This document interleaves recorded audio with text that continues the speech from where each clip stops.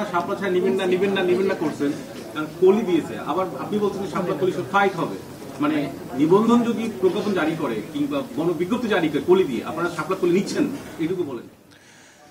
আমরা শাপলা কলি নিব। আমরা এখন এখানে একটা বিষয় আপনাদের থাকতে পারে যে আমরা বলছি শাপলার কিন্তু আমরা এখনো ব্যাখ্যা পাইনি। নির্বাচন কমিশনের যে স্বেচ্ছাচারী আচরণ, কিন্তু এখন কি তাহলে আমরা প্রতীক নিয়ে পড়ে থাকবো, আমরা ইলেকশন ফেজে ঢুকবো না? তো সেই জায়গা থেকে আমরা বৃহত্তর স্বার্থ চিন্তা করে এই ডিসিশনটা নিচ্ছি। কিন্তু ইলেকশন কমিশনের যে স্বেচ্ছাচারী আচরণ, এটা পুরো বাংলাদেশের সামনে স্পষ্ট হয়েছে। আমরা ইনশাল্লাহ শাপলাকলি নিচ্ছি পুরো বাংলাদেশের। আমরা আহ্বান জানাচ্ছি জাতীয় নাগরিক পার্টি নেতাকর্মী এবং পুরো বাংলাদেশের মানুষকে যে আপনারা যেখানে 300 আসনে প্রার্থী হতে চান, আপনারা প্রার্থীটা নিজেদের ইলেকশনে প্রস্তুতি নিন, আমাদের অফিসে আসুন, প্রার্থীটা জমা দিন, আমরা 300 আসনে ইনশাল্লাহ প্রার্থী দিব। আমাদের এই পর্যন্ত কেউ বলে নাই যে আমাদের বিএনপির সাথে জোট হবে। আমাদের আহ্বায়ক মহোদয় আজকেও আপনাদের সকালে একটা প্রেস ব্রিফিং ছিল, সেখানে আমরা স্পষ্ট করেছি আমরা এককভাবে নির্বাচনের প্রস্তুতি নিচ্ছি, আমরা 300 আসনে প্রার্থী দিব। এবং এটাও বলেছি যে ছোট দলগুলা যে একটা সম্ভাবনা, বড় দলগুলা নিজস্ব প্রতীকের আন্ডারে এনে যে কৃষ্টি কালচার বাংলাদেশে আছে, এটার মাধ্যমে নতুন কোনো দল সৃষ্টি হওয়ার সম্ভাবনা নষ্ট হয়।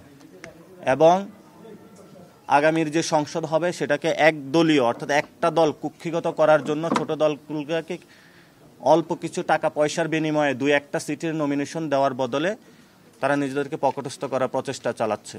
ইতিমধ্যে আপনারা দেখেছেন জনগণ থেকে সেগুলোর ফায়ারব্যাক এসেছে। জনগণ কাউকে নিয়ে ঝাড়ু মিছিল করছে, কাউকে নিয়ে জুতা মিছিল করছে, আবারই শুনতে পেলাম ভোলায় হলো মারামারি হয়েছে।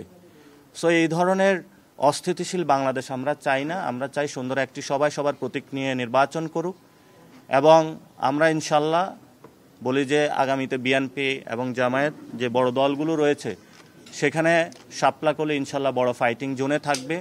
জনতার মধ্যে ইতিমধ্যেই শাপলা প্রতিষ্ঠিত হয়েছে, সেখানে আবারই শাপলার সাথে কলিও যোগ হচ্ছে।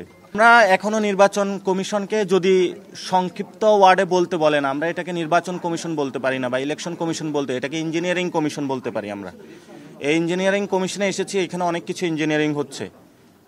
সো ইঞ্জিনিয়ারিং কমিশনের জায়গা থেকে আমরা আমাদের ফাইটটা করে যাচ্ছি এবং সেই ফাইটিংয়ের জায়গায় আমরা শাপলাকলি অ্যাপ্লাই করেছি।